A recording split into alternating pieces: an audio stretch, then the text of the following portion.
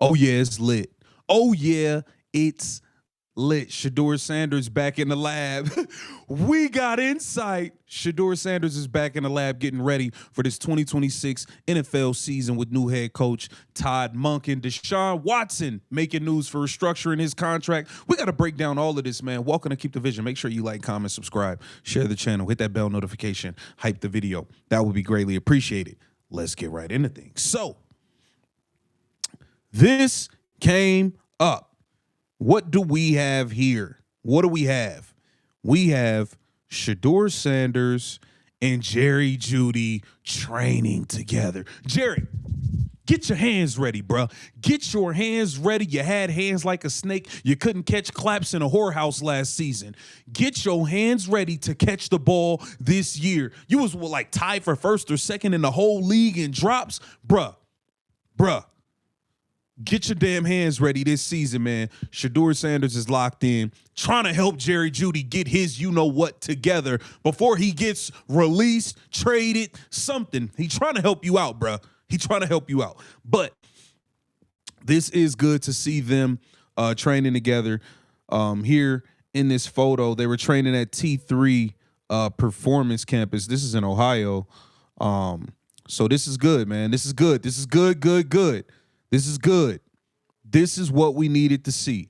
Shedeur Sanders back in the lab. Jerry Judy not down in Florida. He's in Ohio training with Shedeur. That's what the hell needs to be going on. This new coach ain't playing no games. I don't know if y'all paying attention. Todd Monken not playing no games. Now, Deshaun Watson restructured his contract. Let's take a listen to it here with Ken Carmen as they went over some of the details of this situation. Cabot Browns are restructuring Deshaun Watson's contract today to reduce his $81 million cap charge so they have the flexibility to sign free agents, make trades, league sources tell Cleveland.com. There you go.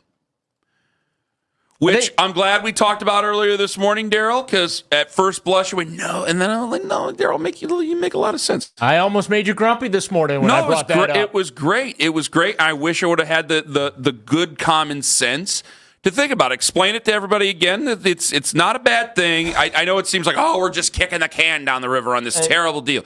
Tell everybody why it's not a bad thing. It's just their way of working the way out of this contract. This is the last year the Browns have to pay Deshaun Watson any money. Okay, $46 million. They're going to convert most of that, likely all but the league minimum salary into a signing bonus that allows them to lower his salary cap figure. Should open up north of $30 million in salary cap space for them by doing so. He has a dummy year on his contract for 2027 for the league minimum as well. That's not guaranteed. He's not going to see that money. That's only there so that they can post June 1 cut him this time next year and then split his remaining cap charges over the 2027 and 28 cap years. So this isn't a surprise. Nobody needs to freak out over this. This is just managing the salary cap and what the Browns have to do to help them hit the eject button on that contract and get out of it. But he'll technically be on the Browns salary cap books through 2028. But they won't have to pay him after this year.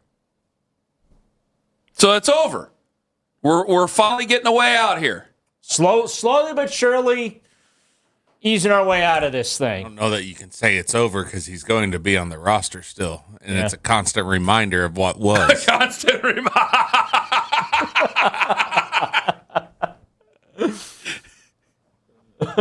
You're going to see him every chance they get a chance to show him. You're going to see him. Well, if this competition goes as we fear it's going to go, with him looking great in the drills in the offseason here and doing the Instagram modeling during practice, and he's going to be your week 1 starter.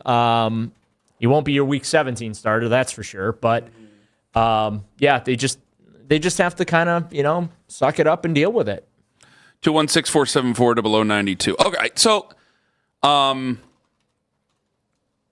that's not that bad. No, they're gonna. That's not that bad. This allows them. That's not that bad. We're okay. Yeah, this is all procedural. This is so they can go out and do business Monday, starting at noon, and whether it's making trades, whether it's coming to terms on contracts with free agents, they had to do this. This is all procedural. Again, this is no reason for I remember when they put the dummy year on his contract for 27, that league minimum, everyone lost their mind, like they committed to a whole nother year of this guy, and that's not what happened. That's the way it goes. But it goes back to what we were talking about with Nathan. If you do end up taking a QB, if you go out and get a veteran or you go out and get the draft, the two guys who were rookies last year, they're the odd men out. Yeah.